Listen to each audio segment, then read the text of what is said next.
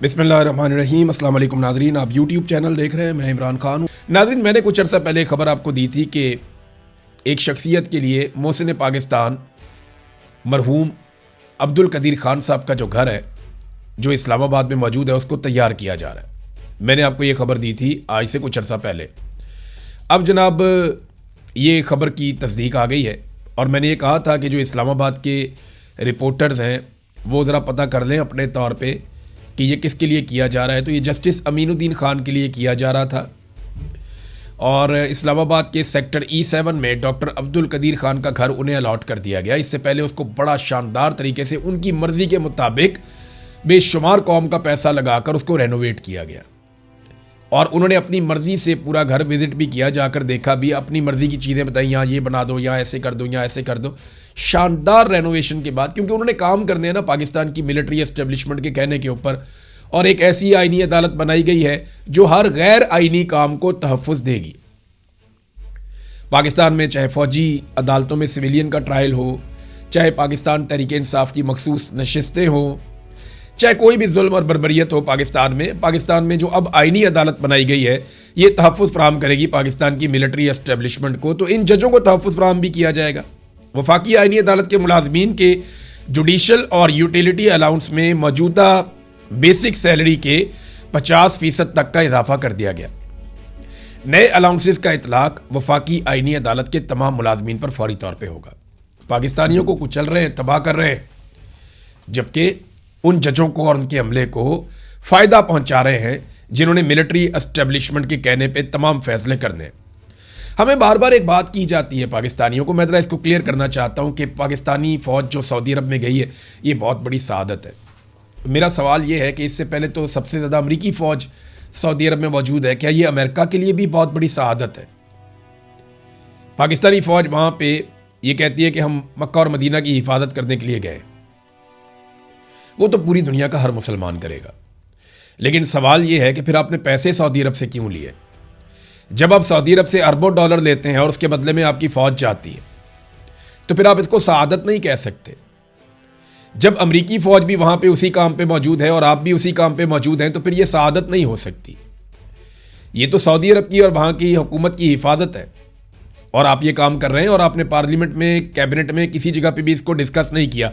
हम पाकिस्तानी ज़रा जज्बाती लोग हैं ना, हम जल्दी जज्बाती हो जाते हैं हर महीने शरीफैन का नाम सुनकर। हमसे पहले ये सआदत जो है वो अमेरिका को मिल चुकी है। यूक्रेन के साथ भी सऊदी अरब ने दिफाई मुआहदा किया तो यूक्रेन एक मुसलमान मुल्क नहीं है, उसको भी ये सआदत मिल चुकी है। चाइना भी ये सआदत लेना चाहता है। इंडिया का जो आर्मी चीफ है वो भी वहाँ पर जाता है, भारतीय वज़ीर आज़म भी जाता है, वो भी ये सआदत लेना चाहते हैं। तो ऐसा नहीं है कि ये सिर्फ हरबैन शरीफैन की हिफाजत के लिए जा रहे हैं। अगर सआदत लेनी है तो फिर पाकिस्तानी फ़ौज को इस नुक्ता नज़र से मस्जिद अक्सा में भी जाना चाहिए जहाँ पे ज़्यादा ज़रूरत है।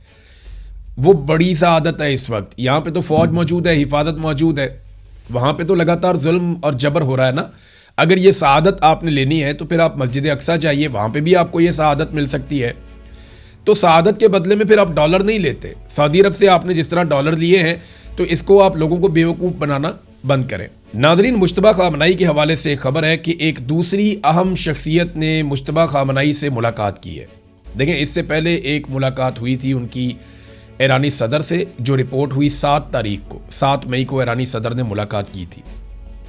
और अब एक मुलाकात हुई है खातमुल अंबिया सेंट्रल हेडक्वार्टर के कमांडर अली अब्दुल हई से। और ये जो मुलाकात हुई है ये भी खुफिया रखी गई है, लेकिन मुलाकात अनाउंस कर दी गई है। देखिए, मुश्तबा खामनाई अब आहिस्ता आहिस्ता एक्टिव हो रहे हैं। ये ईरान के नए सुप्रीम लीडर हैं। इसराइल और अमेरिका अपने पूरे वसाइल लगाने के बावजूद ये पता करवाने में कामयाब नहीं हुआ कि वो किस खुफिया ठिकाने पर मौजूद हैं, वरना उनके ऊपर ज़रूर अटैक किया जाता। इससे पहले जब अटैक किया गया था तो उसके अंदर वो शदीद ज़ख्मी हो गए थे और उनका तकरीबन सारा ख़ानदान शहीद हो गया था। अब वो ज़ख्मी हो गए थे, उनके बारे में बताया जाता है, मुबैना इतलात हैं, ईरान की जानिब से तो कोई ख़बर ऐसी नहीं दी गई कि वो ज़ख्मी काफ़ी हो गए थे। उनके बाजू पर शदीद चोटें आई थी, उनकी टांग पर चोटें आई थी, लेकिन काफ़ी बेहतरी उनकी सेहत में आई है। दूसरा, उनके चेहरे पे कुछ चोटें रिपोर्ट हुई थी और कुछ प्लास्टिक सर्जरीज़ की जाएंगी, इस बारे में भी बातचीत की गई थी, लेकिन ईरान की जानिब से कोई कन्फर्मेशन नहीं है। ये खबरें सोर्सेज के ज़रिए से सामने आती रही हैं। मेडिकल का अमला उनके आसपास मौजूद है, लेकिन वो पूरे होशो हवास में हैं और ये जितने भी अहम फैसले हो रहे हैं उन फैसलों में वो अपना किरदार अदा करते हैं। नामालूम मकाम से वो अपनी पैगाम रसानी कैसे करते हैं, ये इंपॉर्टेंट है। वो एक बहुत पुराना तरीका था ख़त लिख कर भेजना। ना वो टेलीफोन इस्तेमाल करते हैं, ना कोई मवासलाती निज़ाम वहाँ पे है, ना वहाँ पे कोई सिग्नल आते जाते हैं। तो ईरानी सुप्रीम लीडर मुश्तबा खामनाई इस वक्त ख़त लिख के उसके ज़रिए से अपने पैगामात अपनी हुकूमत तक पहुँचाते हैं और जितनी अहम चीज़ें हैं वो भी उन तक तहरीरी तौर पे पहुँचाई जाती हैं और उनको बताया जाता है। तो इस तरीके से वो अभी तक सर्वाइव कर रहे हैं और मैनेज कर रहे हैं। मेरे ख्याल में इस वक्त का इंतज़ार करेंगे जब तक कि मुकम्मल ठोस जंगबंदी नहीं हो जाती। अभी अमेरिका का एतबार नहीं किया जा सकता क्योंकि आयतुल्लाह अली खामनाई की अभी फ्यूनरल का भी एहतमाम होना है, जिसमें पूरा ख़ानदान भी सामने आएगा, ईरान की सियासी क़यादत भी सामने आएगी और अवाम लाखों की तादाद में बाहर निकलेंगे। ये काम अभी ईरान में होना है नाज़रीन। लेकिन आयतुल्लाह अली खामनाई की शहादत के बाद दुनिया में ना एक नई सोच पैदा हो गई है। माधुरो को उठाकर ले गए, आयतुल्लाह अली खामनाई शहीद हो गए। इससे ये पता चल रहा है कि जो सियासी क़यादत है दुनिया के अंदर या लीडर्स हैं वो अब महफूज नहीं है। ताकतवर आएंगे, आकर उनको मार देंगे। तो शुमाली कोरिया ने अपने आइन में एक अजीबोगरीब तब्दीली कर दी है। अल्फाज बिल्कुल ये नहीं है, लेकिन उसका मतलब मैं आपको बता देता हूं। पूरी दुनिया का मीडिया ये रिपोर्ट कर रहा है कि आइन में ये लिख दिया गया है कि अगर किसी सूरत भी किम जोंग उन जो शुमाली कोरिया के सरबराह हैं, अगर उन्हें किसी भी सूरत में कुछ हो जाता है या उन्हें कत्ल कर दिया जाता है तो शुमाली कोरिया ऑटोमेटिकली फौरी तौर पे एटमी हमला कर देगा। अब वो ये एटमी हमला किस पे करेगा इसके बारे में कुछ नहीं पता, लेकिन वो एटमी हमला कर देगा। अब शुमाली कोरिया का दुनिया में दुश्मन कौन है? वो अमेरिका को अपना मेन दुश्मन समझते हैं। उनकी जनूबी कोरिया से भी लड़ाई है, उनकी जापान के साथ भी लड़ाई है। वो अमरीकी इत्तहादियों से उनका फड्डा है।